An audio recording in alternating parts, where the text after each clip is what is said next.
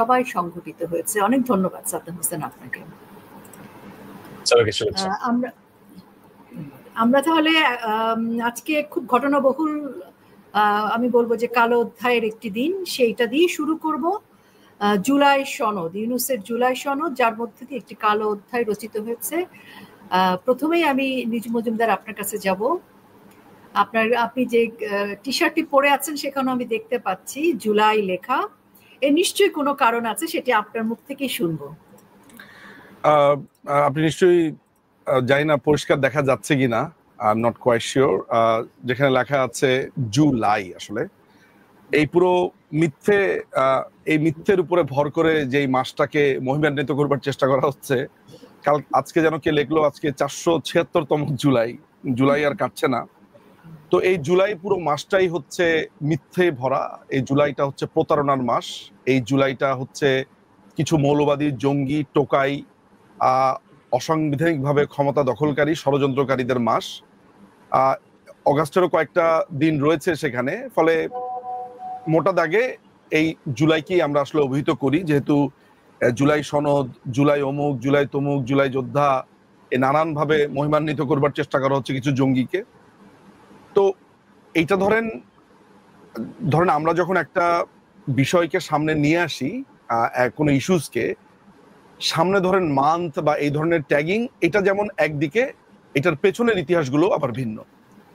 আমরা যখনই বলছি যে এটি একটি মিথ্যের মাস, এটি একটি প্রতারণার মাস, আমার মনে হয় না যে আজকে এই 5ই অগাস্টের পরে আজকে এই পর্যায়ে এসে এটা নিয়ে কারো কোনো ধরনের মতদ্বৈততা থাকার কথা আর কি। আমার কথা আপনি বাদই দেন, আমার তো ধরেন একটা সুনির্দিষ্ট রাজনৈতিক পরিচয় আছে। আমি যদি আপনাকে শুধু বলি যে এই পুরো ঘটনার মাস্টারমাইন্ড হিসেবে যে ব্যক্তিকে পরিচয় করিয়ে দেওয়া হয়েছে, এই এখন যিনি ক্ষমতা দখল করেছে ইউনূস, সেই ইউনূস যখন আমেরিকার ক্লিন্টন ফাউন্ডেশনে পরিচয় করিয়ে দিল এবং এটাও বললো যে এটা একটি মেটিকুলাস প্ল্যান এবং এই মেটিকুলাস প্ল্যানের প্রধান প্রবক্তা হচ্ছে মাহফুজ আলম। সেই মাহফুজ আলম কয়েকদিন আগে বলেছে জুলাই আসলে কোনো ধরনের কেউ এইসব আহতর কথা বাদ, এগুলো কিছুই হয় নাই, এটা একটা রেজিম চেঞ্জ অপারেশন ছিল, রেজিম চেঞ্জ হয়েছে, সোজা সাপটা এইটাই।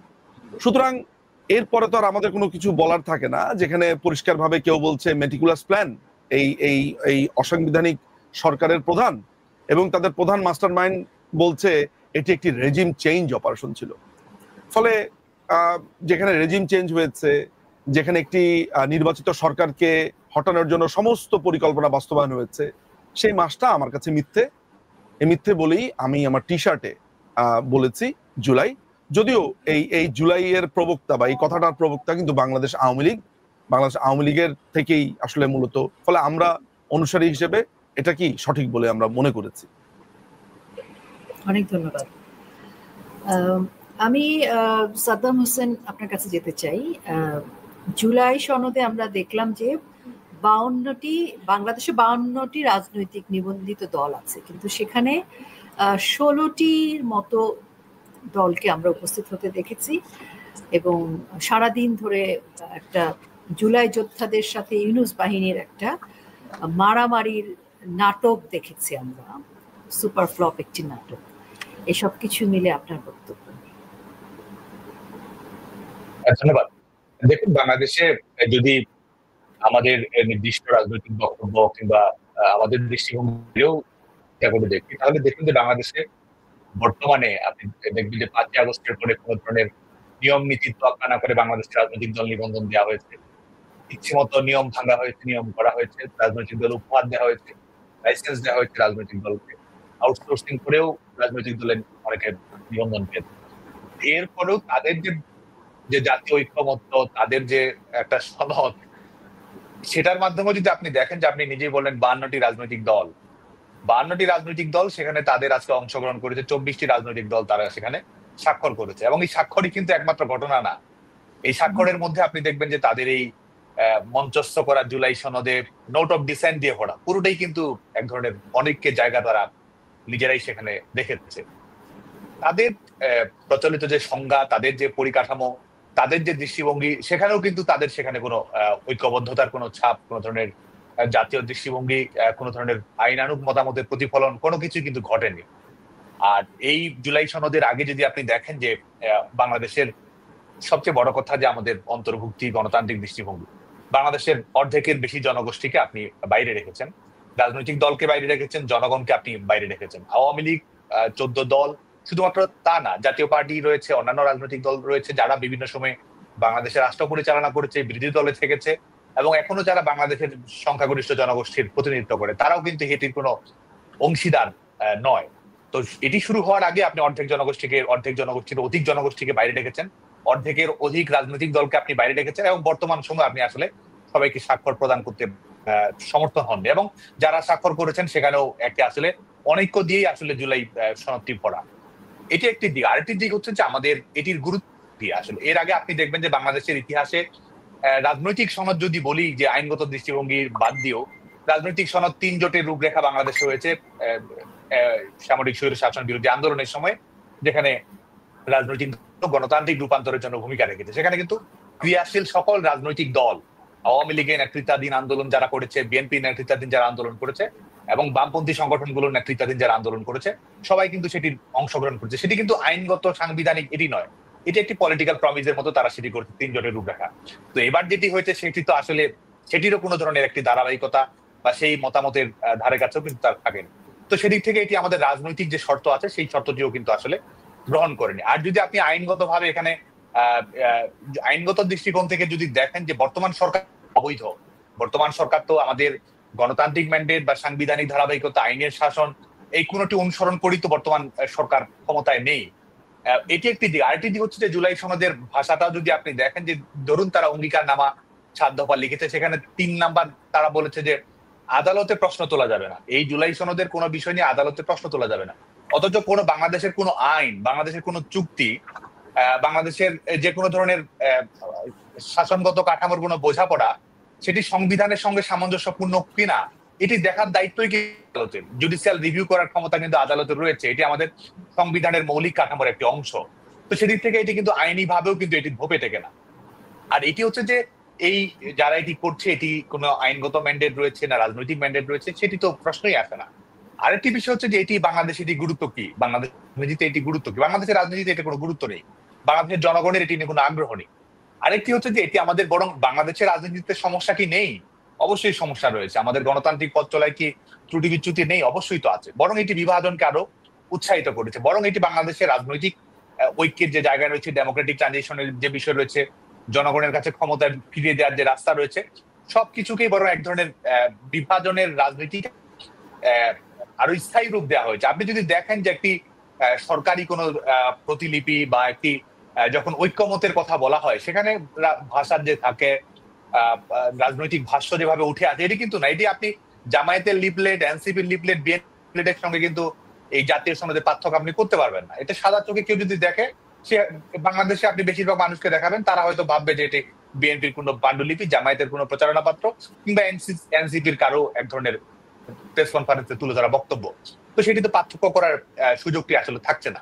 এবং এটি আসলে বাংলাদেশের রাজনীতিতে আমি মনে করি যে এটি বাংলাদেশের মানুষের এটি নিয়ে কোনো ধরনের চাঞ্চল্য নেই, বরং বাংলাদেশের মানুষ এটি নিয়ে প্রথম ক্ষুব্ধ, বিরক্ত, কারণ এখানে জনগণের ওনারশিপকে আসলে অস্বীকার করা হয়েছে। জনগণের যে মালিকানার অনুভূতি রয়েছে রাষ্ট্র পরিচালনার প্রক্রিয়ায়, অনুভূতি আছে।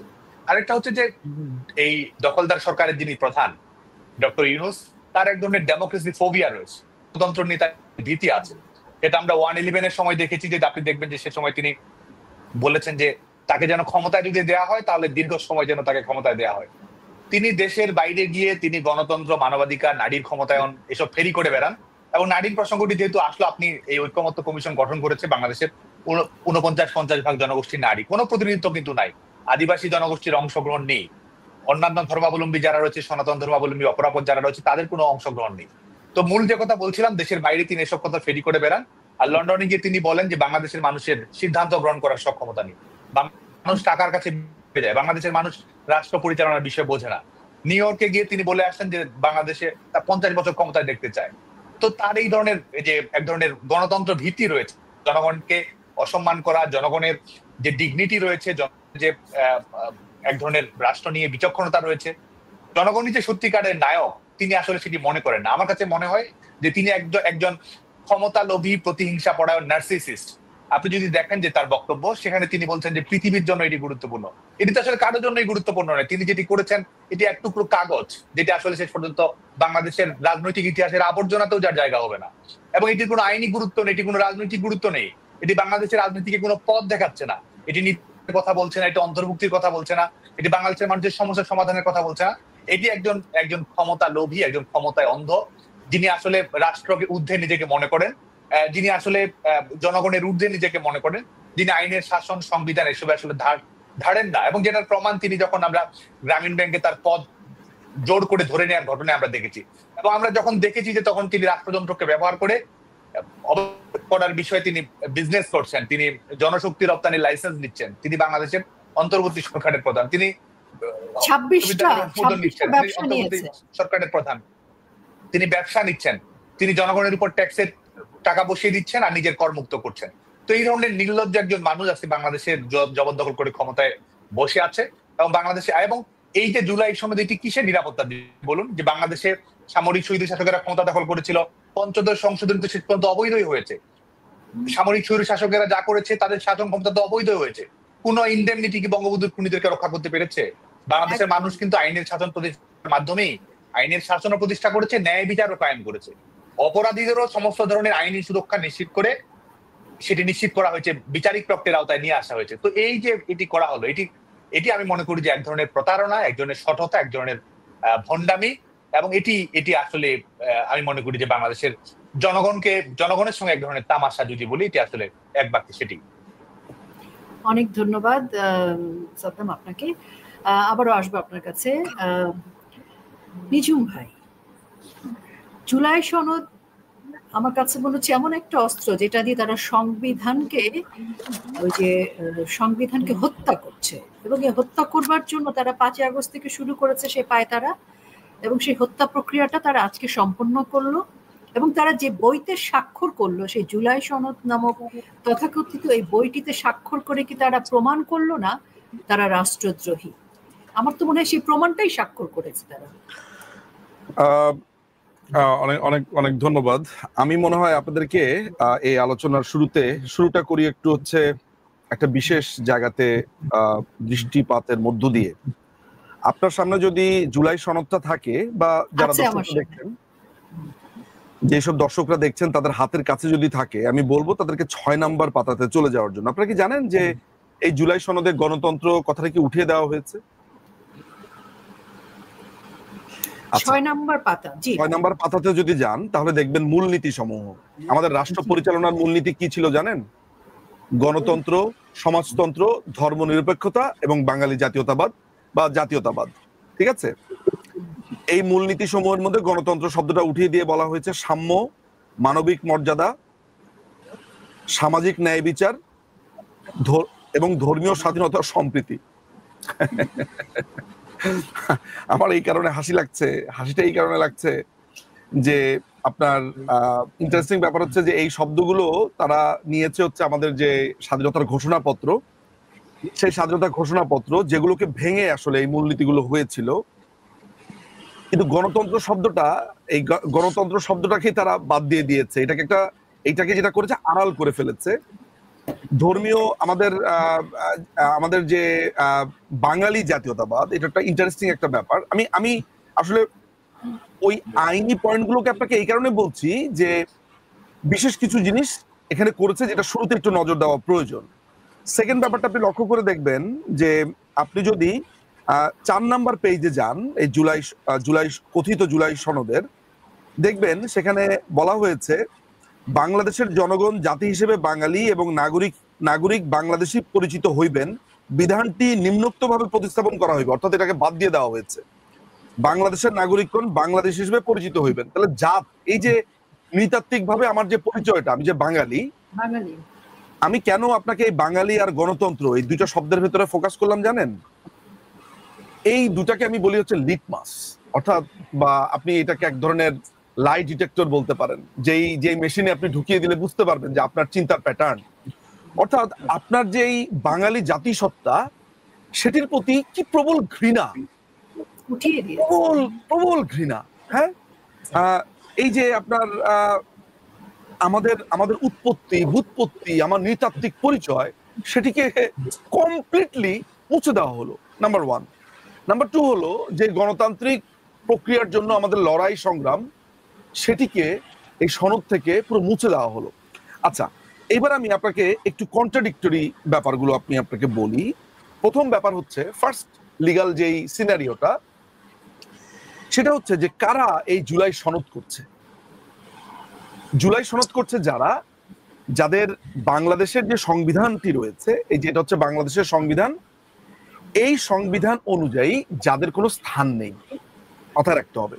আমি সংবিধানের প্রশ্নটা কেন আনছি, আমি সংবিধানের প্রশ্নটা একটু ডিফারেন্টলি আনতাম যদি এরা শুরুতেই, অর্থাৎ 5ই আগস্টেই বলতো যে আমরা বাংলাদেশের সংবিধান কিছুই মানি না, আমাদের নতুন সংবিধান অমুক, তখন আমার আলাপটা অন্যরকম হতো।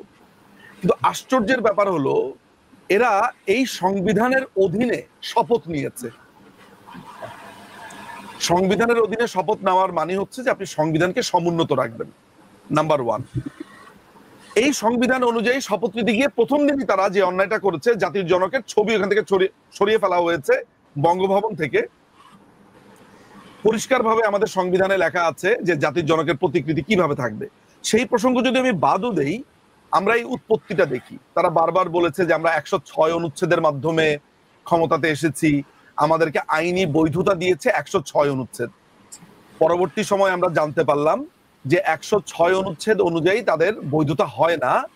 এই কারণে হয় না, কারণ 106 অনুচ্ছেদ অনুযায়ী রাষ্ট্রপতি প্রধান বিচারপতির কাছে একটা রেফারেন্স চাইবেন, এমতো অবস্থায় কি করা যায়, তখন ফুল কোর্ট হিয়ারিং হবে। ফুল কোর্ট হিয়ারিং হওয়ার পরে তারা একটা অভিমত দেবেন। ওই অভিমত রাষ্ট্রের উপরে মান্যকারী নয়। এইটা হচ্ছে একদিক।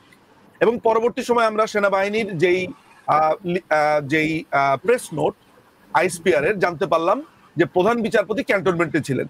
ফলে এবং ওইখানে যেই অপিনিয়নটা দেওয়া হয়েছে, যেহেতু বাংলাদেশ রাষ্ট্রের প্রধানমন্ত্রী পদত্যাগ করিয়াছেন, যেহেতু তো বাংলাদেশ রাষ্ট্রের প্রধানমন্ত্রী তো পদত্যাগ করেন নাই, তাহলে আমি যে জিনিসটা বোঝানোর চেষ্টা করলাম ক্রমান্বয়ে, যে এই ইউনূসের এই সরকারটা বৈধ কোনো সরকার না, এটি ক্ষমতা দখলকারী।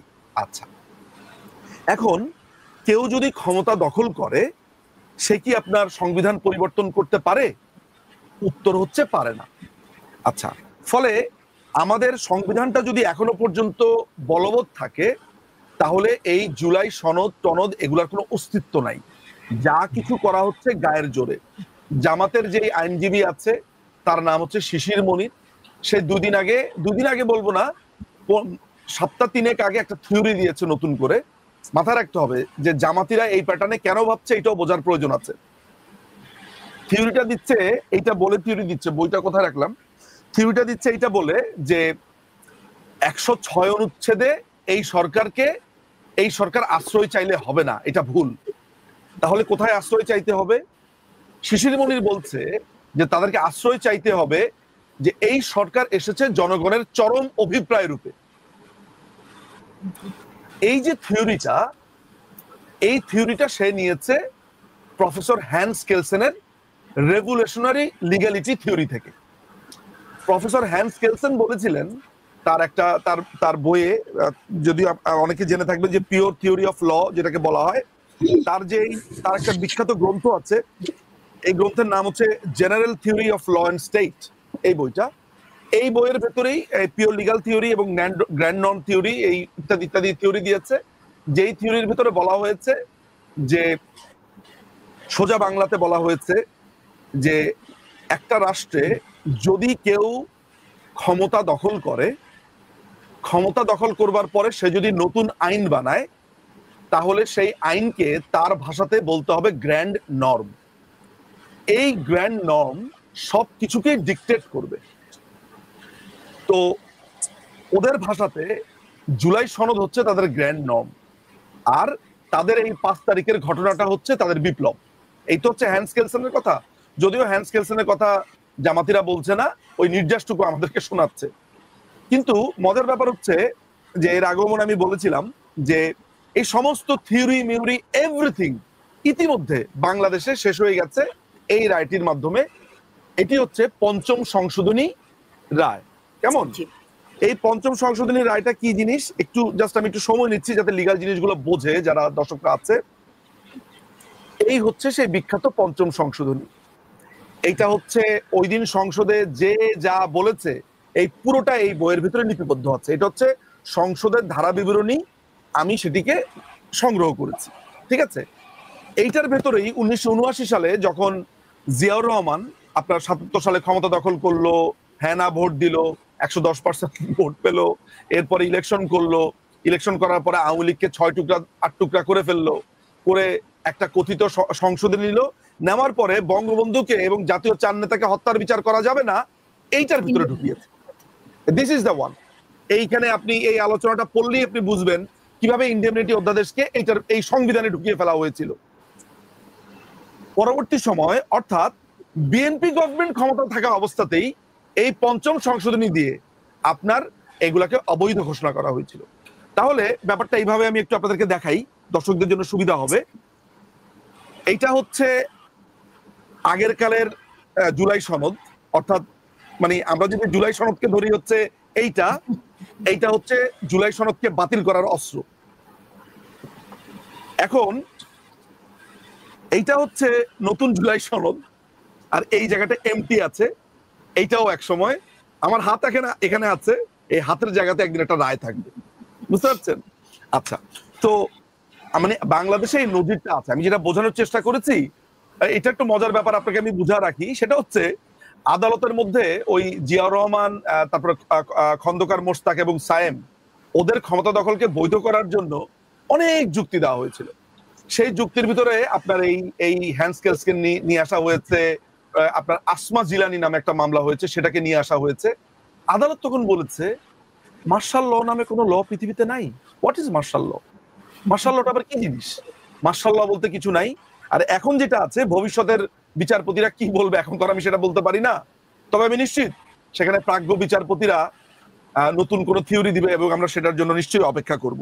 সো আপনাকে আমি যে কথাটা বলার চেষ্টা করছি যে আমি যেমন সাদ্দাম নোট অফ ডিসেন্টের কথা বলছে, কারা কারা ঐক্যমত্য করেছে, কতজন রাজনৈতিক দল এসছে, ও এটার একটা বিশ্লেষণ করেছে বা বলার চেষ্টা করেছে।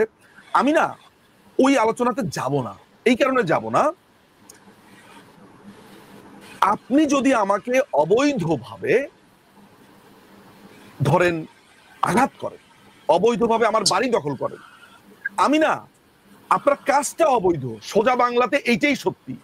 ওই অবৈধ আপনি কোন উপায়ে করেছেন, কোন স্টাইলে করেছেন, ওগুলা নিয়ে আমি কথা বলবো না। হ্যাঁ, বাট এটাও ঠিক যে ভবিষ্যতের জন্য, স্বার্থের জন্য ওগুলোতে বিশ্লেষণ হতেই হবে। বাট আমি আমার পার্সোনাল মতে শুধু ওই জায়গাতে ঠিক থাকবো যে এটি একটি অবৈধ, এটার কোনো সাংবিধানিক কোনো অস্তিত্ব নাই, 106 অনুচ্ছেদকে এটাতে হয় নাই, 106 অনুচ্ছেদের ওই ক্ষমতাও নাই।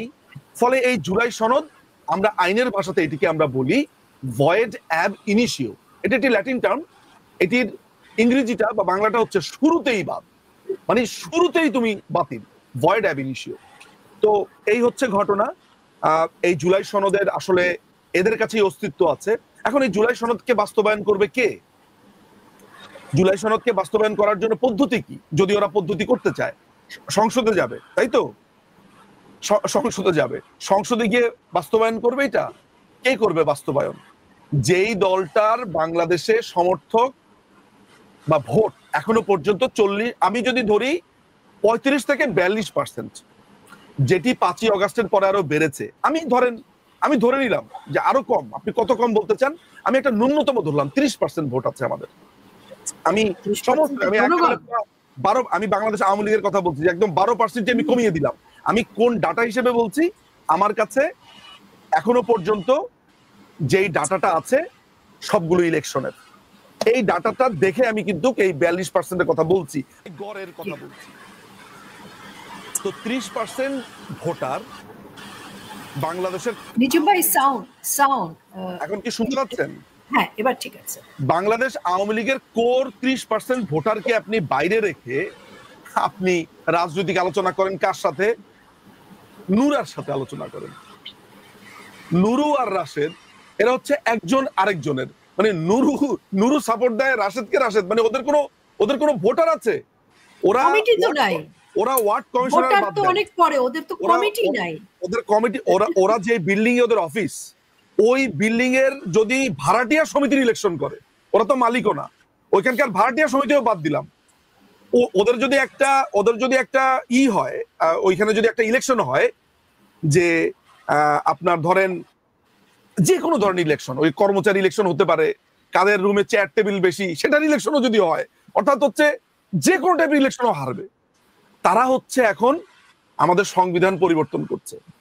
তারপরে আর কারা কারা এসেছে আপনার, এমন দল, এদের নামও শুনি নাই, এনসিপি, যাদের কোনো রেজিস্ট্রেশনও নাই। আপনার ওই একটু মজা করে বলি, ওই মুফতি ইব্রাহিম, যাকে আমরা অ্যান্টারকোটিক হুজুর বলি, ওই অ্যান্টারকোটিক হুজুর একবার ওয়াজে বলেছিল, তোমার মোচ আর দাড়ি নাই, তুমি আর সুইচই নাই, তুমি আর মানুষই না। তো যার মোচ দাড়ি নাই তিনি তাকে সুইচ বিহীন ব্যক্তি বলে অভিহিত করেছেন। তো আমি বলবো, তুমি জুলাই সনদ বানাইছো, তুমি আর সুইচই নাই, তুমি কি জুলাই সনদ করবা? এই হচ্ছে আমার বক্তব্য। তো সুইচ বিহীন লোকজনদেরকে নিয়ে আর কি বলতে পারি? জি, অনেক ধন্যবাদ। আবার আসবো আপনার কাছে। আমাদের ছাত্রলীগের সভাপতি সাদ্দাম হোসেনের কাছে যাই। এরকম যখন দেশের অবস্থা, তখন একজন ছাত্র নেতা হিসেবে বাংলাদেশের জনগণকে নিয়ে কিভাবে সংগঠিত হতে হবে? আমাদের তো সমাধানের দিকে যেতে হবে, এদেরকে তো আর বাড়তে দেওয়া যায় না, কারণ তারা আমাদের সংবিধানকে আঘাত করেছে, করছিল এতদিন। আজকে তারা করেছে সে কালো অধ্যায়ের সূচনা তারা করেছে, যেভাবে হোক, সেটা হয়তো আইনের ভাষায় সেটা কোনো মূল্য নেই, সবই অবৈধ, অবৈধের হাত ধরে সবই অবৈধ। কিন্তু এই অবৈধদেরকে আমরা আর কতটুকু বাড়তে দিব? তাদের চিফ প্রসিকিউটর বলছে 1400 বার শেখ হাসিনার ফাঁসি হওয়া উচিত। তারা সেনাবাহিনীকে বন্দি করছে, তারা যা খুশি তাই করছে, মানে তারা এখন বাংলাদেশটাকে পুরোটাই গিলে ফেলছে। তো সেই জায়গায় একজন ছাত্র নেতা হিসেবে সারা বাংলাদেশকে এখন কি করে একত্রিত হবে, কি করে একত্রিত করবেন আপনি? অনেক দায়িত্ব। হ্যাঁ, ইতিমধ্যেই আমাদের এই জুলাই সনদকে ঘিরে খুবই চমৎকার আইনি পর্যালোচনা, আমাদের ঐতিহাসিক পর্যালোচনা এবং ভবিষ্যৎ সবকিছু আসলে চোখে আঙ্গুল দিয়ে দেখিয়েছেন আমাদের প্রিয় একজন মানুষ নিঝুম মজুমদার। খুবই অসাধারণ ভাবে আলোচনাটা করেছেন। তা আমরা যেটি মনে করি যে আজকে আমাদের এই আমাদের কাজটি কি, আমাদের দায়িত্বটি কি, বাংলাদেশের ছাত্র সমাজের দায়িত্বটি কি? আমাদের ছাত্র সমাজের অন্যতম মৌলিক হচ্ছে যে একটি হচ্ছে যে মুক্তিযুদ্ধের বাংলাদেশ, আরেকটি হচ্ছে গণতান্ত্রিক বাংলাদেশ। আজকে এই জুলাই সনদ কিংবা এই 5ই আগস্ট পরবর্তী প্রেক্ষাপট সবকিছুই আসলে আমাদেরকে চ্যালেঞ্জের মুখে রেখেছে, মুখ থুবড়ে পড়েছে আমাদের দেশের গণতন্ত্র, আমাদের সাংবিধানিক ধারাবাহিকতা, আইনের শাসন, সবকিছুই, মানুষের মৌলিক অধিকার সবকিছুই। তো যে কারণে আমাদের বাংলাদেশের জনগণের সামনে রাস্তা একটাই, সেটা হচ্ছে আন্দোলন করে এই দখলদারদেরকে হটিয়ে দেয়া। বাংলাদেশের জনগণের ক্ষমতা জনগণের কাছে ফিরে হচ্ছে একমাত্র রাস্তা। তো সেটি সামনে রেখে আমাদের আসলে সংগঠিত হওয়ার প্রচেষ্টা আছে। আর আমি বারবার বলি যে আমাদের লড়াইটা দলীয় না, এটি আওয়ামী লীগের লড়াই, এটি ছাত্রলীগের লড়াই, সেটি নয়। এটি বাংলাদেশে আপনি যদি একটা স্থিতিশীল বাংলাদেশ চান, আপনি যদি একটা গণতান্ত্রিক বাংলাদেশ চান, আপনি যদি বাংলাদেশের অন্যতম এক ধরনের প্রতিযোগিতামূলক রাজনৈতিক আবহ চান, সেটি আপনার এই দখলদার সরকারকে বদলে দিয়ে একটা আমাদের নতুন ভাবে রাজনৈতিক পথযাত্রাটা আসলে তৈরি করতে হবে। আর একটা হচ্ছে আপনি শেষ যে প্রসঙ্গটি আনলেন, সেটা হচ্ছে যে আমাদের প্রতিষ্ঠানগুলো কিন্তু এক ধরনের মুখ থুবড়ে পড়েছে, এটি বললে যথেষ্ট কম বলা হয়। কারণ আজকে যে প্রতিষ্ঠানগুলোর উপর আঘাত আসছে, এই প্রতিষ্ঠানগুলোর আঘাত আসার মাধ্যমে আসলে কোনো না কোনো ভাবে আমাদের সার্বভৌমত্ব কম্প্রোমাইজ হয়, আমাদের স্বাধীনতাটিকে এক ধরনের সাইড লাইনে ফেলে দেওয়ার চেষ্টা আমরা দেখি। এবং আমাদের রাষ্ট্রীয় ভাব, সেটি জনসেবা হোক, সেটি বিচারিক স্বাধীনতা হোক, সেটি এক ধরনের রাজনৈতিক দলগুলোর মধ্যে আস্থার জায়গা হোক, কিংবা নিখেত চাকরির বিষয় হোক, যে প্রতিষ্ঠানগুলোর উপর ভিত্তি করে একটা রাষ্ট্র, একটা সরকার, একটা সমাজ ব্যবস্থা চলে, সবগুলো প্রতিষ্ঠান কিন্তু সবকিছুই কিন্তু আসলে ভেঙে পড়ছে। এবং এর সবচেয়ে উদাহরণ আপনি দেখবেন যে আমাদের বাংলাদেশ সেনাবাহিনী, সেই সেনাবাহিনী যেটি নিজস্ব আইন অনুযায়ী পরিচালিত হয়, যেটি বাংলাদেশের স্বাধীনতা এবং সার্বভৌমত্বের এক ধরনের প্রতীকও, আজকে কিন্তু সেই সংগঠনটিকে একটি বিতর্কের মুখে ফেলে দেওয়া হয়েছে। সেই এটির মাধ্যমে বিশেষ করে আইসিডি, যেটি সম্ভাবেই অবৈধ এবং যেটি আসলে মঞ্চস্থ করা হচ্ছে যুদ্ধাপরাধীদের বিচার বাস্তবায়ন, যেটি ন্যায়সঙ্গত ভাবে করা হয়েছিল। বাংলাদেশের মানুষের ঐতিহাসিক দায়, রাজনৈতিক দায়, আর্থিক দায় এবং আইনি দায়, এবং সেটিও সমস্ত ধরনের মানদণ্ড অক্ষুণ্ণ রেখে যেটি করা হয়েছিল, সেটির প্রতিশোধের অংশ হিসেবে আসলে এই কোর্টটি নতুন করে চালু করা হয়েছে। সেখানে যেমন রাজনৈতিক ব্যক্তিদের বিরুদ্ধে এবং প্রধানমন্ত্রী যিনি আইনগতভাবে এবং জনগণের ভোটে নির্বাচিত তাকে যেমন টার্গেট করা হয়েছে, একই সঙ্গে কিন্তু আজকে সেনাবাহিনীর যারা কর্মকর্তা রয়েছে, যারা বিভিন্ন সময় বিভিন্ন প্রতিষ্ঠানে দায়িত্বরত ছিলেন, তাদেরকেও কিন্তু আজকে এটির আওতায় নিয়ে আসা হয়েছে। বাংলাদেশ পুলিশকে আপনি দেখবেন ভেঙে চুরে তছনছ করে দেওয়া হয়েছে। আমাদের 90% পুলিশ থানা লুটের শিকার হয়েছে, অস্ত্র হয়েছে। এবং আপনার নিরাপত্তা কিভাবে দিবে? পুলিশ হত্যাকাণ্ড রয়েছে, সেই হত্যাকাণ্ডের বিচার করা যাবে না, এটা আইনগতভাবে সরকার করে দিয়েছে ইনডেমনিটি দেওয়ার মাধ্যমে। ঠিক একইভাবে কিন্তু আজকে সেনাবাহিনী নিজস্ব আইন, নিজস্ব কানুন, একটি প্রতিষ্ঠানের অভ্যন্তরে কোনো ধরনের অভাব, অভিযোগ, ত্রুটি বিচ্যুতি থাকলে সেটি কিন্তু সমাধান করার একটা নির্দিষ্ট পদ্ধতি আছে। তো সেই পদ্ধতিতে না গিয়েও আজকে কিন্তু এই তাদের এই ক্যাঙ্গারু যে কোর্ট তারা স্থাপন করেছে, সেখানে সেনাবাহিনীর বিষয়টিকে নিয়ে এসে আমাদের সেনাবাহিনীকে আসলে আমি যেটি ব্যক্তিগতভাবে মনে করি যে আমাদের সেনাবাহিনীকে বিতর্কিত করা, দুর্বল করে দেওয়া, সেটি কিন্তু হচ্ছে। এবং সেনাবাহিনীর যে দীর্ঘ ঐতিহ্য রয়েছে সেটি কিন্তু ধূলিসাৎ করে দেওয়া হচ্ছে, এবং যেটির মাধ্যমে আসলে ভবিষ্যতে ইতিমধ্যেই বাংলাদেশে যেটি হয়েছে, উগ্রবাদী রাজনীতির যে চর্চাটি বাংলাদেশে চলমান চলছে, এক ধরনের জঙ্গিবাদী রাজনীতিকে রাষ্ট্রীয় অবয়ব, সাংবিধানিক অবয়ব দেওয়া হচ্ছে, সেটি যেন বিনা চ্যালেঞ্জে চলতে পারে, সেটি যেন প্রোটেকশন পায়। এই জঙ্গিবাদ যেন এক ধরনের ইনকিউবেশন হাবের মতো করে বাংলাদেশে হতে পারে, সেই মঞ্চস্থটি আসলে বাংলাদেশে আসলে রচিত করা হচ্ছে।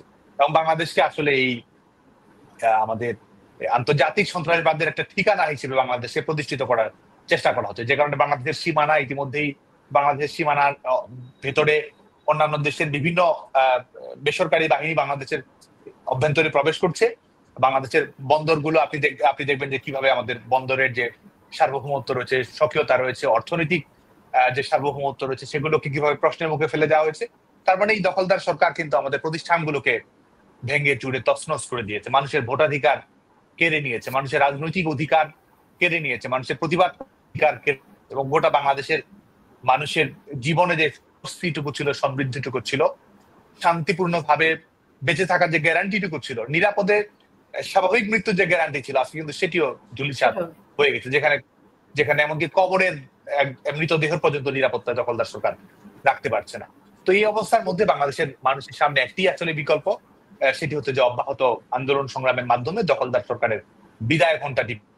এবং আমি দৃঢ়ভাবে বিশ্বাস করি যে বাংলাদেশের মানুষ একটা বৃহত্তর গণতান্ত্রিক ঐক্য গড়ে তুলবে। আমাদের তরুণেরা গণতন্ত্রের দাবিতে, মুক্তিযুদ্ধের দাবিতে তারা আবারও গর্জে উঠবে, এবং বাংলাদেশের এবারে যে রাজনৈতিক আন্দোলনটি বাংলাদেশে তৈরি হোক, এবং এটি একই সঙ্গে সামাজিক আন্দোলন, রাজনৈতিক আন্দোলন, এবং একই সঙ্গে আমাদের বিভিন্ন প্রতিষ্ঠান থেকে যারা রয়েছে, যারা সুনাগরিকতার পরিচয় দিবেন, যারা প্রশাসনিকতা, আইনের শাসন, সাংবিধানিক প্রতি সম্মান রাখেন, আজকে যাদেরকে ত্রস্ত করে, যাদেরকে বোবা করে রাখা হয়েছে, মুখ বন্ধ করে রাখা হয়েছে, আমি মনে করি যে বাংলাদেশের সকল মানুষ মুক্তিযুদ্ধ এবং গণতন্ত্রকে কেন্দ্র করে আজকে একটা বৃহত্তর ঐক্য গড়ে তুলবে, এবং সেই ঐক্য গড়ে তোলার মাধ্যমে আপনাকে আমি এখানে আরেকটা সম্পূরক প্রশ্ন দিতে চাই। সেটি হচ্ছে যেখানে সবগুলো প্রতিষ্ঠানকে একেবারেই পঙ্গু করে দেয়া এবং অকার্যকর করে দেওয়া হয়েছে, সেখানে ছাত্রলীগকে নিষিদ্ধ করে কি সেটাও কি আরেকটি নয়? যে ছাত্রলীগ সবসময় কিন্তু ভাষা আন্দোলন, ছাত্রলীগ নেতৃত্ব দিয়েছে, ৭১-এর নেতৃত্ব দিয়েছে।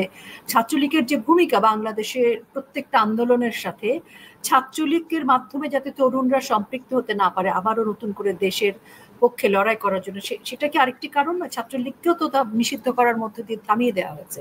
ছাত্রলীগ তো আজকে নিষিদ্ধ, আপনারা তো চাইলেও স্বাধীনভাবে বাংলাদেশের জনগণের জন্য কিছু করতেও পারছেন না। আমি একটু পরে আমি নিজে ভাইকে প্রশ্ন করবো ছাত্রলীগকে নিয়ে। দেখুন, বাংলাদেশ ছাত্রলীগকে এই যারা এই দখলদার সরকার, অবৈধ সরকার, যারা নিজেরাই আসলে এক প্রকার নিষিদ্ধ কিংবা বেআইনি, তাদের নিষেধাজ্ঞার কোনো আইনগত বৈধতা, কোনো ধরনের রাজনৈতিক বৈধতা, নৈতিক বৈধতা আছে বলে আমি মনে করি না। যে কারণে তাদের এই নিষেধাজ্ঞা আসলে বাংলাদেশের ছাত্র সমাজের কাছে কোনো গুরুত্ব বহন করে না, বরং এটি যে তাদের এক ধরনের ফ্যাসিস্ট রাজনীতি, ফ্যাসিস্ট বন্দোবস্ত তারা যে চালু করেছে, সেটার একটি টেক্সটবুক এক্সাম্পল হচ্ছে ছাত্রলীগকে তাদের তথাকথিত নিষিদ্ধ করা, আওয়ামী লীগের রাজনৈতিক কার্যক্রম বন্ধ রাখা, নিষিদ্ধ করা, এগুলো হচ্ছে তারা যে সত্যিকার অর্থে ফ্যাসিস্ট রাজনীতি বাংলাদেশে পরিণত করছে।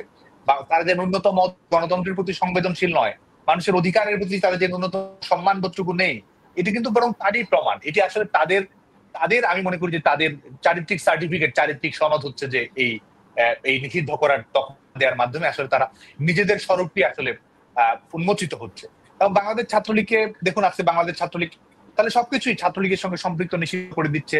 এই বাংলাদেশের পতাকা ডিজাইনের ছাত্রলীগ পতাকাকে নিষিদ্ধ করে দিক। আমাদের জাতীয় সঙ্গীত, এই জাতীয় সঙ্গীত হওয়ার পেছনে বাংলাদেশ ছাত্রলীগের প্রস্তাবনা, দীর্ঘদিনের আন্দোলন সংগ্রাম সেটি রয়েছে, সেটিকে নিষিদ্ধ করে দিক। আমাদের স্বাধীনতার ইশতেহার, এটি 3 মার্চ পাঠ করা হয়েছে, সেটি ছাত্রলীগের, সেটিকে নিষিদ্ধ করে দিক। ছেলেমেয়েরা ভবিষ্যতে যখন আমার ভাইয়ের রক্তে রাঙানো গাইতে গাইতে যাবে, সেটিও তো ছাত্রলীগের কারো না কারো লেখা, সেটি নিষিদ্ধ করে দেয়। আসলে তো বাংলাদেশ ছাত্রলীগ তো বাংলাদেশের ইতিহাসের পরতে পরতে বাংলাদেশ ছাত্রলীগ মিশে রয়েছে। বাংলাদেশ ছাত্রলীগ তো বাংলাদেশের ইতিহাস, ভবিষ্যৎ, বর্তমান এবং আধুনিকতার সমন্বয়িত বাংলাদেশ ছাত্রলীগ কর্মকাণ্ড পরিচালনা করে যাচ্ছে। এবং এই নিষিদ্ধ করে আপনি অতীতে কি ছাত্রলীগকে দমিয়ে রাখতে পেরেছেন? দখলদার ইয়াহিয়াও পারেনি, দখলদার পারবে না। যে কারণে আজকে আমি যেটি মনে করি যে আমাদের বাংলাদেশ ছাত্রলীগ এই পরিবর্তিত বাস্তবতায়, এই চ্যালেঞ্জিং বাস্তবতায় বাংলাদেশ ছাত্রলীগ আরো বেশি সংগ্রাম মুখর হচ্ছে, বাংলাদেশ ছাত্রলীগ আরো শক্তিশালী হচ্ছে, বাংলাদেশ ছাত্রলীগ আরো প্রাসঙ্গিক হচ্ছে।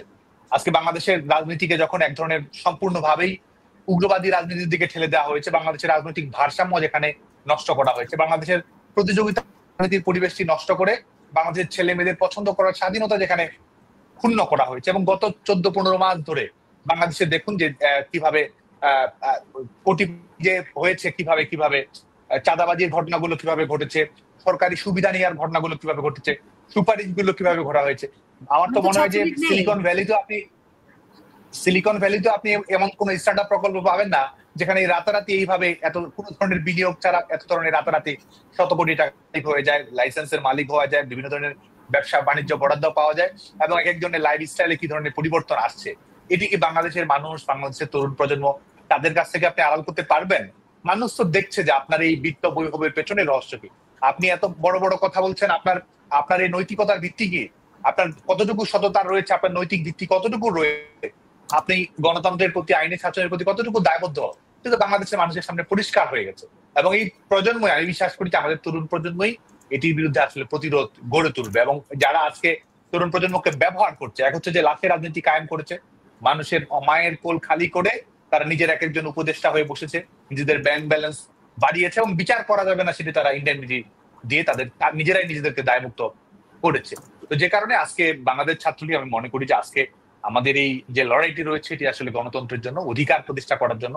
এটি ক্ষমতায় যাওয়ার কোনো এক ধরনের দর কষাকষি সেটি নয়। এটি হচ্ছে জনগণের ক্ষমতা জনগণের কাছে ফিরিয়ে দেওয়ার লড়াই। এটা হচ্ছে আইনের শাসন প্রতিষ্ঠার লড়াই, যে আইনের শাসন প্রতিষ্ঠার মাধ্যমে শেখ হাসিনা সরকার যেটির সূচনা করেছিল, নিরপেক্ষ বিচার বিভাগের তদন্ত, প্রত্যেকটি ঘটনাকে শাস্তির আওতায় নিয়ে আসা নিরপেক্ষভাবে। আমি বিশ্বাস করি যে সেই ধারাবাহিকতায় ভবিষ্যতে নতুন করে আবার পুনরুজ্জীবিত হবে, এবং সেটির মাধ্যমে আবারও বাংলাদেশ আওয়ামী লীগের নেতৃত্বে, শেখ হাসিনার নেতৃত্বে, জনগণের নেতৃত্বে আবার একটি গণতান্ত্রিক ধারাবাহিকতায় প্রতিষ্ঠিত। এবং যারা অপরাধগুলো কর্মকাণ্ডের সঙ্গে সম্পৃক্ত রয়েছে, ফৌজদারি অপরাধ করেছে, আইনগত অপরাধ করেছে, এবং যেটির মাধ্যমে বিত্ত বিভব লুটপাটের অংশীদার হয়েছে, আমি দৃঢ়তার সঙ্গে বিশ্বাস করি যে তারা সবাই আইনানুগ প্রক্রিয়ার আওতায় আসবেন, এবং যার যার শাস্তি অবশ্যই সেটি ভবিষ্যতে নিশ্চিত করা হবে। অনেক ধন্যবাদ, খুব সুন্দর করে ব্যাখ্যা করেছেন আপনি।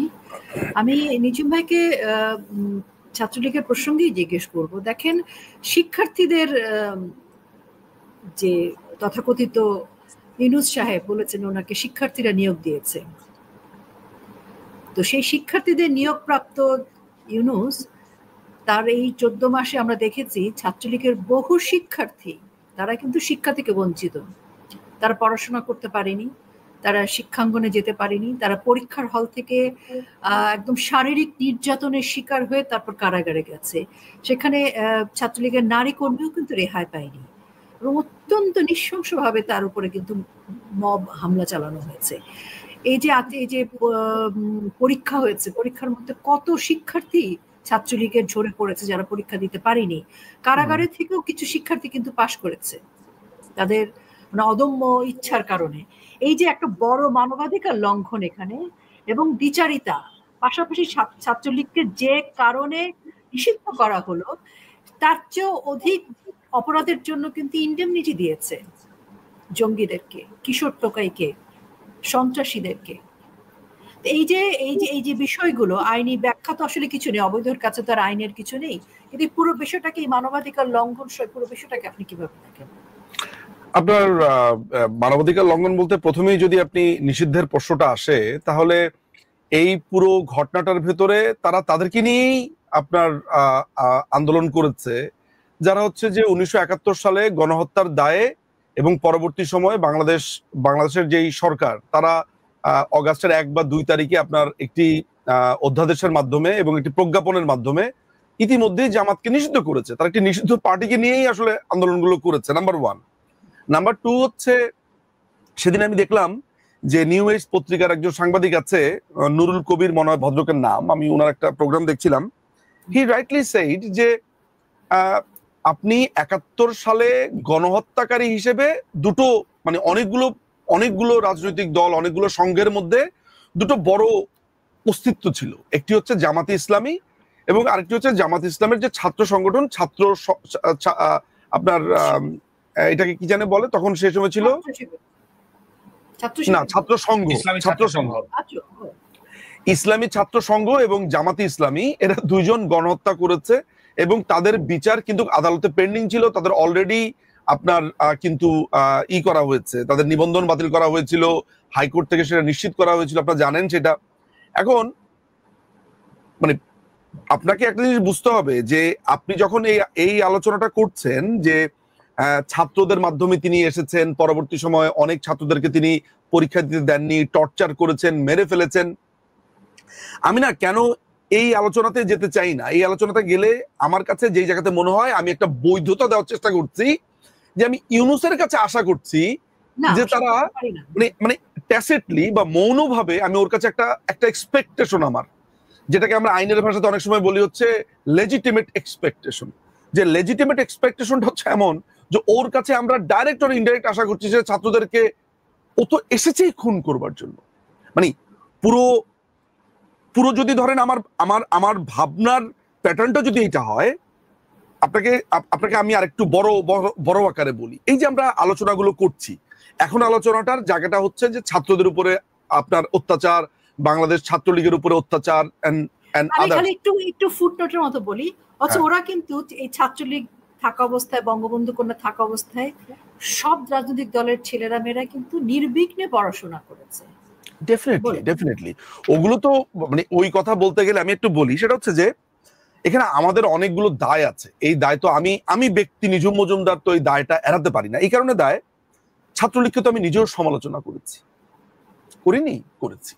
এবং ছাত্রলীগের অযাচিত সমালোচনা করেছি। আজকে এই মুহূর্তে দাঁড়িয়ে আমি আমার সেই সমালোচনাগুলোর জন্য শুধু লজ্জিত হচ্ছি না, আমি এইটা ভাবছি যে কি একটা ভুলের মধ্যে জীবন যাপন গুলো করেছিলাম। কেন এই কথাটা বলছি দেখেন, ছাত্রলীগকে আপনি ইতিহাসের পাতা থেকে আপনি ছাত্রলীগকে ধরে আসেন, ছাত্রলীগ ইতিহাসে কি করেছে না করেছে, মুক্তি সংগ্রাম থেকে শুরু করে 52 ভাষা আন্দোলন, তারপরে আপনি যদি মানে আপনি প্রত্যেকটা জায়গাতে আপনি যদি ধরেন ছাত্রলীগ প্রত্যেকটা জায়গাতে আপনি তাদেরকে পাবেন, প্রত্যেকটা রাডারই টাচ করতে পারবেন। আমি যদি সাম্প্রতিক সময়ের রাজনীতিগুলোকে বিবেচনা করি, আমি সেদিন একটা টক শোতে, সাদ্দাম এখানে আছে, সাদ্দামের সামনে সাদ্দামের বলার কতটুকু ঠিক, আমি কিন্তু কয়েকদিন আগের একটা টক শোতে বলেছি যে আমি যদি আমাদের ছাত্রলীগের রাজনীতির যে বারবার বলা হচ্ছে যে সাদ্দাম আর ইরান যখন ছাত্রলীগের দায়িত্বে আসলো, এই যে বলা হচ্ছে ছাত্রলীগের এই না সেই না হাবিজাবি, আমি তো ব্যক্তিগতভাবে সাদ্দামকে দেখেছি এবং সাদ্দামকে সামনাসামনি বলার থেকেও আমি অনেক মানুষকে অনেকবার বলেছি, আপনার একবারও মনে হচ্ছে যে সাদ্দাম লাঠি নিয়ে মারামারি করার মতো ছেলে? মানে আমি জাস্ট আউট অফ, ধরেন সাদ্দাম এখানে নাই, সাদ্দাম একটা লাঠি নিয়ে কাউরে মার দিতেছে, এটা না আমি অনেক চেষ্টা করেও কল্পনা করতে পারি না যে সাদ্দামের হাতে একটা লাঠি, সাদ্দাম একটা হেলমেট পরেছে, হেলমেট পরে কাউরে মারার জন্য ছুটছে। Rather I found him in book shop. আমি পাঠক সমাবেশে গেছি, গিয়ে দেখি সাদ্দাম ওখানে বইপত্র খুঁজছে। আমার এত ভালো লেগেছে সাদ্দাম সামনে, সাদ্দাম বিব্রত হয় কিনা জানি না, মানে আসলে বেসিক্যালি ব্যাপারটা হচ্ছে এমন যে এই ছেলে পেলেগুলো কিন্তু একটা নতুনত্ব দিতে চেয়েছে। আমি দেখেছি এরা কবিতা পাঠের আসর করেছে, সাদ্দামের বক্তৃতাগুলোতে তো দেখি জীবনানন্দ দাশের কবিতা, রবীন্দ্রনাথের কবিতা এবং খুবই পোয়েটিক তার ভাষণ। এই ছেলেগুলোকে দিনের পর দিন আপনার প্রশ্নবিদ্ধ করা হয়েছে। আমরা কি করেছি অন্যদিকে অন দ্য কন্ট্রারি, আমরা এদেরকে নানান ভাবে বলেছি আপনি এটা করলেন কেন, ওইটা করলেন, মানে সমস্ত তীর যখন ওদের দিকে আসছিল সেই তীরকে আমরা টান দিয়ে খোলার বদলে আমরা উল্টো ওদেরকেও বিদ্ধ করবার চেষ্টা করেছি। ইয়েস, আমি এই জন্যই বলি যে ছাত্রলীগকে কষ্ট তো আমিও কম দেইনি বা আমরাও কম দেইনি, ফলে ছাত্রলীগ একটা দীর্ঘ সময় সাফার করেছে। আজকে যে ছেলেটিকে, যে তোফাজ্জল, একটা সময় সে বরিশাল, একটা সময় সে ছাত্রলীগ করেছে, তাকে আজকে চোর বানিয়ে তাকে খাবার খাইয়ে, দ্য লাস্ট সাপার, তাকে খাবার খাইয়ে মেরে ফেলেছে। মাসুদ, রাজশাহীর মাসুদকে তার মেয়ের জন্য ওষুধ কিনতে এসেছিল। মাসুদ মৃত্যুর আগে শুধু বলেছে আমি একটু পানি খাবো। এই যে আজকে জিএস নির্বাচিত হয়েছে রাজশাহীতে, সালাউদ্দিন আম্মার, এই আস্ত শিবিরের পোনাটা তার দলবল নিয়ে এই মাসুদকে খুন করেছে। আজকে আমরা সেই বাংলাদেশে কি দেখেছি? সেই বাংলাদেশ দেখেছি এই ছেলে রাজশাহী ইউনিভার্সিটির সাধারণ সম্পাদক হয়েছে ডাকসুর, ডাকসুর তো না, রাকসুর। হ্যাঁ, তো এই হচ্ছে সিচুয়েশন। ফলে আপনি না, আমি ওই জায়গাটাতে আলোচনা করবই না যে ইউনূস ছাত্রলীগের ছেলেপেলেদেরকে পরীক্ষা দিতে দেয়নি, ছাত্রদের উপর দমন পীড়ন করছে, ও তো এসেছে এইটার কারণে। Rather I will focus my points into another issues. কিরকম? সেটা হচ্ছে যে যখন আমরা 54 বছর ভালো মন্দ মিলিয়ে যখন একটা মুক্তিযুদ্ধকে একটা শেইপে আমরা এনেছি, এর মধ্যে অনেক ঘটনা ঘটেছে মুক্তিযুদ্ধের পরে। গত 15 বছরের কথাই যদি আমরা ধরি না কেন, বাংলাদেশ আওয়ামী লীগের সময় মুক্তিযুদ্ধ, বঙ্গবন্ধু, আমাদের কালচার, কৃষ্টি, আমাদের ভাবনা মননের জগৎ যেমন একদিকে ফ্লরিশ করেছে, একদিকে বিকশিত হয়েছে, অন্যদিকে একটা ইনভিজিবল কান্ট্রি আমাদের মাটির, আমাদের পায়ের নিচে ছিল, যাকে আমরা চিনতে পারিনি। যেমন আমরা পয়লা বৈশাখে যখন আমরা মাছের ছবি এঁকেছি, আমরা যখন ইলিশের ছবি এঁকেছি, আমরা যখন প্ল্যাকার্ড এঁকেছি, আমরা যখন লাল শাড়ি, লাল পাড় সাদা শাড়ি পরে, কিংবা আমরা লাল রঙের পাঞ্জাবি পরে আমরা প্ল্যাকার্ড নিয়ে, ফেস্টুন নিয়ে আমরা উৎসব করেছি, আমরা কখনো ভাবিনি যে আমাদের ঘাড়ে হিজবুত তাহরির নিঃশ্বাস ফেলেছিল, আমাদের ঘাড়ে জামাতিরা নিঃশ্বাস ফেলেছিল। এইটা চিন্তা করে একবার আইসা নেই, আমরা ওই একবার আইসা নেই এই লাইনটা আমরা কখনো শুনতে পাইনি। ব্যর্থতার জায়গা আমাদের ওইখানে। তো এরা তো আমাদের অল দা টাইম আমাদেরকে এইভাবে দেখেছিল যে ক্ষমতায় আসলে ছাত্রলীগকে মেরে ফেলবে, খুন করে ফেলবে, পড়তে দিবে না, এই করতে দিবে না। কিন্তু আমরা কি আরেকটা ফোকাস থেকে দূরে সরে যাচ্ছি? ফোকাসটা কোন জায়গাতে? দেখেন, মূলত এটি একটি ইন্টারন্যাশনাল প্ল্যানে এবং একটি ছকে এই পুরো ঘটনাটা ঘটেছে। ইন্টারন্যাশনাল প্লেয়াররা ব্যবহার করেছে সেই সব শক্তিদেরকে যারা মুক্তিযুদ্ধের উপর একটা ঘৃণা পোষণ করত। তাহলে আমি 3টা পোর্শনে ভাগ করি। একটা হচ্ছে মুক্তিযুদ্ধ এবং তার শক্তি মিত্রসমূহ, আরেকটা হচ্ছে লোকাল কোলাবোরেটররা, এই লোকাল কোলাবোরেটররা বড় হয়েছে, বিকশিত হয়েছে। থার্ড অ্যাক্টর হচ্ছে ইন্টারন্যাশনাল শক্তিরা। এই ইন্টারন্যাশনাল শক্তির মধ্যে একটা হচ্ছে বড়সড় শক্তি, আমি বলে দিব আমেরিকা, বা একই সাথে ইউরোপিয়ান ইউনিয়ন। ওরা বার্মা অ্যাক্ট করেছে 2022। আপনি বার্মা অ্যাক্টটা যদি পড়েন, যেটি 2022 সালে প্রকাশিত হয়েছে, ওদের সিনেটে পাস হয়েছে, সেই বার্মা অ্যাক্টটা 56 পাতার একটা আইন। সেই আইনের ভিতরে বলা আছে তারা বার্মাকে বাঁচানোর জন্য, সেখানে ডেমোক্রেসিকে রিস্টোর করবার জন্য তারা কি কি করবে। তারা এটাও বলেছে যে বার্মার যে তেল, গ্যাস, খনিজ সম্পদ আছে, খেয়াল করবেন, বার্মার তেল, গ্যাস, খনিজ সম্পদ আছে, এগুলোকেও আপনার রক্ষা করা প্রয়োজন, কারণ এইখান থেকে প্রাপ্ত অর্থ দিয়েই বার্মিজ আর্মি খুন খারাপি করছে। তো আপনার যখন আমেরিকা এরকম একটা আইন করে, এবং এরকম একটা আইন করে তারা একটা প্ল্যান করে 2022 সালেই, বুঝতে হবে ইন্টারন্যাশনাল প্লেয়াররা এখানকার রেজিম চেঞ্জ করেছে এইটা চিন্তা করে যে এইখানকার যারা লোকাল কোলাবোরেটররা আছে, এই লোকাল কোলাবোরেটররা টেক কেয়ার করবে হচ্ছে তাদের সাহায্যে আওয়ামী লীগকে বা মুক্তিযুদ্ধের শক্তিকে, আর অন্যদিকে ইন্টারন্যাশনাল খেলাটা খেলতে থাকবে। যেমন তারা আপনার জিসোমিয়া চুক্তি করতে চায়, আকসু চুক্তি করতে চায়, তারা বাংলাদেশের সাথে একটা ট্রেড ডিল করেছে যেটা দেখলে আপনার মাথা খারাপ হয়ে যাবে। বার্মা অ্যাক্ট করেছে। ফলে আপনাকে একই সাথে এই আলোচনাটাও করতে হবে যে বাংলাদেশে আজকে আপনি এই যে জুলাই সনদ, ছাত্রলীগের উপর অত্যাচার, মানবতা হরণ এন্ড এভরিথিং হচ্ছে, এই জিনিসটার আড়ালে আরেকটা ঘটনা ঘটছে। সেটা হচ্ছে ইন্টারন্যাশনাল প্লেয়াররা আমাদের এই ল্যান্ডের আশেপাশে অবস্থান নিচ্ছে। ওদের এই অবস্থানকালে আপনি দেখতে পাচ্ছেন ইউনূসকে, আপনি দেখতে পাচ্ছেন এই জসিমউদ্দিন রহমানীকে, আপনি দেখতে পাচ্ছেন এদেরকে। কিন্তু আমি মনে করি এদেরকে ডিঙিয়ে আপনার পশ্চিমকেও দেখার আলোচনাটা এবং দেখতে পাওয়ার আলোচনাটাও চালাতে হবে, কারণ মূল একটা তো তারা, এরা তো হচ্ছে চামচিকা। বান্দরকে বান্দরের যখন খেলা হয়, আমি জানি না আপনি কখনো বান্দরের খেলা দেখেছেন কিনা। বান্দরের খেলার একটা বিশিষ্ট বৈশিষ্ট্য আমি বলি। বান্দরকে প্রথমে করে কি, যে বান্দর নাচায়, সে প্রথমে বান্দরকে ঝুলির থেকে বের করার পরে বান্দরকে কাতুকুতু দেয়, বান্দরের কান টিপে দেয়।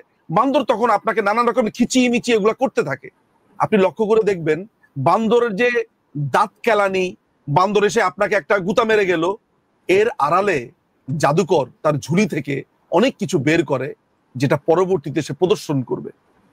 ফলে ওই বান্দর খেলার মূল নায়ক যদি হয় আমেরিকা, তাহলে বান্দর যদি হয় তার ওই বান্দর, আর এই দর্শক এখন হয়ে গেছে আমরা। ওই জিনিসটা আপনাকে মাথায় রাখতে হবে। সুতরাং দেশের এখন আলাপটা উঠছে যে আমাদের করণীয় কি, অনেক দর্শকরা এটা বলছে। হ্যাঁ, করণীয়টা কি?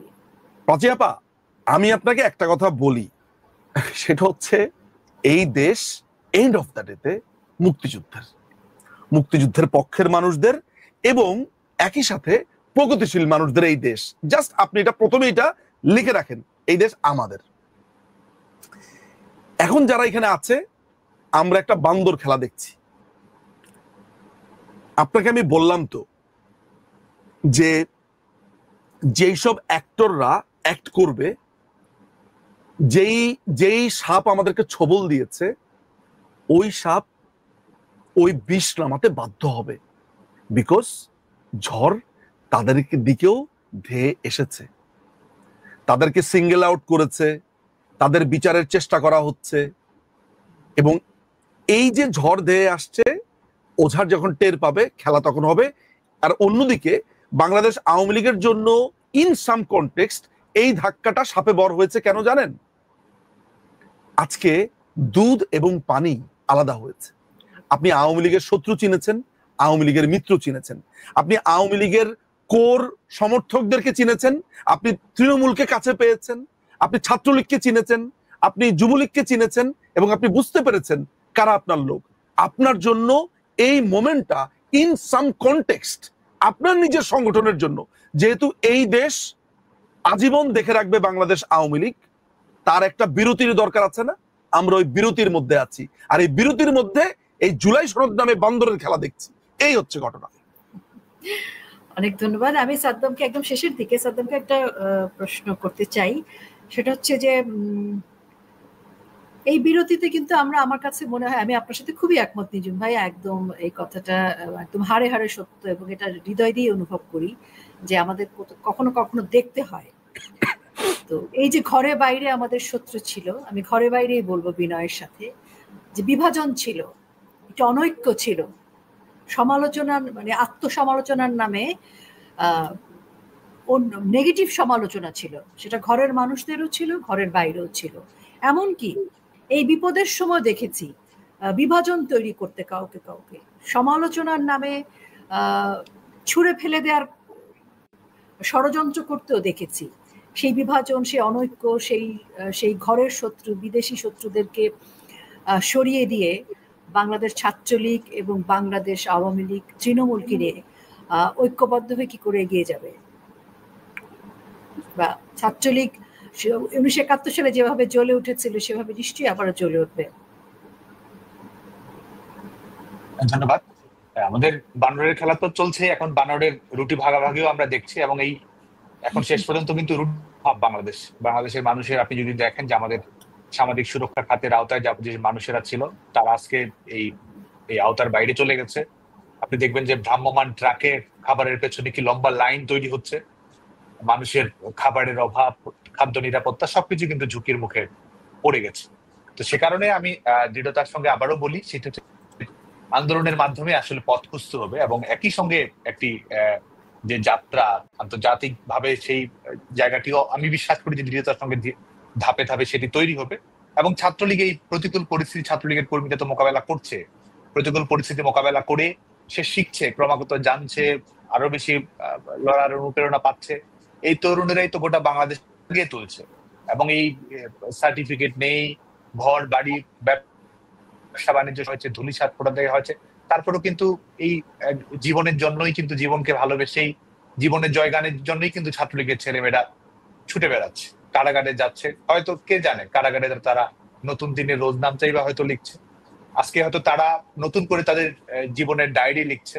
সংগ্রামের কথা লিখছে, আত্মস্থ হচ্ছে, এবং আমরা অবশ্যই তো শিখছি। আমাদের অতীত চলায় বিচ্যুতি থেকেও তো আমরা শিখছি যে আপনি অনৈক্য, বিভাজন, যে বিষয়গুলো থাকে সেগুলো একটা আরো বেশি চারিত্রিক শুদ্ধি, আদর্শিক শুদ্ধি, সেগুলো তো আমাদেরকে ক্রমাগত আরো শক্তিশালী করছে। যে কারণে এই পরিবর্তিত পরিস্থিতি ছাত্রলীগের কর্মীদের নৈতিক মনোবল আরো বাড়িয়ে দিয়েছে। এই লড়াই ঝঞ্ঝামুখর পরিবেশ ছাত্রলীগের কর্মীদেরকে আরো নেতৃত্বের আসীনে সমাসীন করছে। ছাত্রলীগের নেতাকর্মীদের জীবনকে আরো সংগ্রাম মুখর করছে, তাদেরকে আরো রাজনৈতিক নেতৃত্বকে প্রতিনিধিত্ব করছে।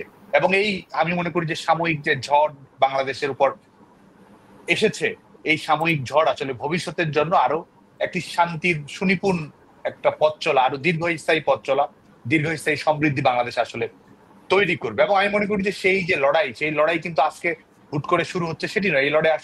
এই লড়াইয়ের এই পর্বটি আসলে 5ই আগস্টের পর থেকে শুরু হয়েছে, যখন বাংলাদেশের মানুষ আবারও ঘুরে দাঁড়ানোর জন্য, কুক্ষিগত গণতন্ত্রকে উদ্ধার করার জন্য, এই মুক্তিযুদ্ধকে যারা ঘৃণা করে বাংলাদেশে আবার উগ্রবাদী সাম্প্রদায়িক রাজনীতি, মৌলবাদী রাজনীতির চাপিয়ে দিতে, এর বিরুদ্ধে কিন্তু বাংলাদেশের মানুষের সে রাজনৈতিক সচেতনতা, রাজনৈতিক সক্রিয়তা, আত্ম উপলব্ধি এবং জনগণের জন্য আরো সঠিক রাজনৈতিক সিদ্ধান্ত গ্রহণের প্রবণতা, বাস্তবতা কিন্তু তৈরি হয়েছে। তো যে কারণে আমি মনে করি যে আমাদের এই যে লড়াই রয়েছে, এই লড়াইয়ের চলমান প্রক্রিয়ার মাধ্যমে আমরা সাফল্যের দেখা মিলবে, বাংলাদেশের জনগণের সাফল্যের দেখা মিলবে, এবং সেটির মাধ্যমেই দখলদার সরকারের পরাজয়ের মাধ্যমেই বাংলাদেশে একটি গণতান্ত্রিক রূপান্তর নতুন করে ঘটবে। অনেক ধন্যবাদ। আমরা একদম শেষের দিকে, নিজুব ভাই কি 1-2 মিনিটে কিছু বলবেন?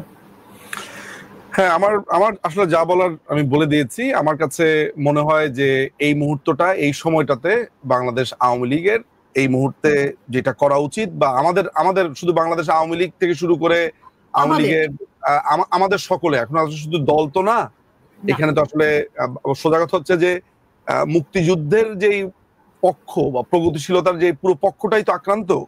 আমার কাছে মনে হয় যে এই মুহূর্তে আমাদের সংগঠিত হয়ে, একসাথে সংগঠিত হওয়া এবং পরিকল্পনার মাধ্যমে সামনে এগিয়ে যাওয়া। আমি যখনই বলি একটা কথা যে আসলে আমি বাংলাদেশকেই ক্রমাগত পাকিস্তান হয়ে যাওয়া দেখে আমি বুঝতে পারি যে মুক্তিযুদ্ধের মতোই একটা গেরিলা যুদ্ধ খুব আসন্ন।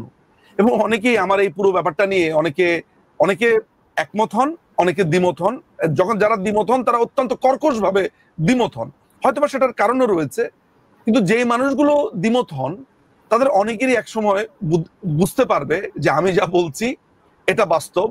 কারণ এই বাংলাদেশকে তো আসলে, এই বদ্বীপকে আমি কম দেখিনি। মোটামুটি আমার এই বয়স দেখেছি, যদ্দূর পড়েছি, এইটা মনে হয় একটা অসমাপ্ত যে যুদ্ধটাকে আমরা বলতাম 1971 সালে, একটা অসমাপ্ত যুদ্ধ। আমার মনে হয় সামনের যুদ্ধটা ওইটাকে শেষ করবে। অনেকে বলে যে তাহলে আপনি গেরিলা ট্রেনিং নিতে আসেন, আপনি আসেন। হ্যাঁ, আমি তো পরিপূর্ণভাবে প্রস্তুতি, এবং শুধু প্রস্তুতি না, আমি আমার মোটামুটি রীতিমতো পরিবারে নিয়ে প্রস্তুত, যে এই যুদ্ধের জন্য প্রস্তুত, এবং এটি নিয়ে আলোচনাও করতে প্রস্তুত। এবং আমি মনে করি এটি নিয়ে পুরো দলকেই ভাবা উচিত, সবাইকেই ভাবা উচিত। কারণ দেশ যদি এইভাবে যেতে থাকে, আমি কিন্তু একবারও আপনার এই বান্দরদের নিয়ে চিন্তা করি না, এই ইউনুস এদেরকে নিয়ে চিন্তা করি না, যেটা ওই বান্দরের রুটি ভাগাভাগির কথা বলেছে সাদ্দাম, ওইটা নিয়ে আমি খুব একটা টেনশন করি না। আমি আসলে মূলত টেনশন করি হচ্ছে ইন্টারন্যাশনাল শক্তিগুলোকে নিয়ে, যাদেরকে এই বেনিয়াদেরকে এই দেশ থেকে তাড়াতে হবে এবং এদেরকে রিমুভ করতে হবে, কারণ এরাই হচ্ছে এই বান্দরদের শক্তির আধার। ফলে আমার কাছে মনে হয় এই ভাবনার জায়গা আছে, এই ভাবনাটা শুরু করা উচিত, এবং এই ছাড়া আপনি বাংলাদেশকে রক্ষা করাটা আপনার জন্য একটু কঠিন হয়ে যাবে। এই এতটুকুই আমার বলার ছিল, এটা নিয়ে ভাবনার শুরু করা উচিত। অনেক ধন্যবাদ। সাদ্দাম হোসেন কি এই যে সশস্ত্র যুদ্ধ, গেরিলা যুদ্ধ বা সবাইকে একসাথে নিয়ে আরেকটা মুক্তিযুদ্ধ, এই বিষয়ে কি কিছু বলবেন? 1 মিনিট যদি চান আপনি বলতে পারেন। দেখুন, বাংলাদেশের আমি মনে করি যে অলরেডি আমরা একটা রাজনৈতিক লড়াইয়ের মধ্যে আছি, এবং এই লড়াইয়ের লক্ষ্য হচ্ছে গণতন্ত্র পুনরুদ্ধার করা। এই লড়াইয়ের লক্ষ্য হচ্ছে আমাদের মুক্তিযুদ্ধকে পুনরুদ্ধার করা, এবং এই লড়াইয়ের প্রয়োজনে জনগণ যখন প্রয়োজন কৌশল আসলে অবশ্যই গ্রহণ করবে, কারণ ন্যায়ের লড়াই আপনার সকল পন্থায় আসলে উন্মুক্ত রাখতে হবে। কিন্তু আমি দৃঢ়তার সঙ্গে বিশ্বাস করি যে আমাদের গণতান্ত্রিক প্রক্রিয়ায় পথ পরিক্রমার মধ্য দিয়ে গণ আন্দোলনের মাধ্যমে আমরা এটির একটি ফয়সালা সুনিশ্চিত করতে পারবো।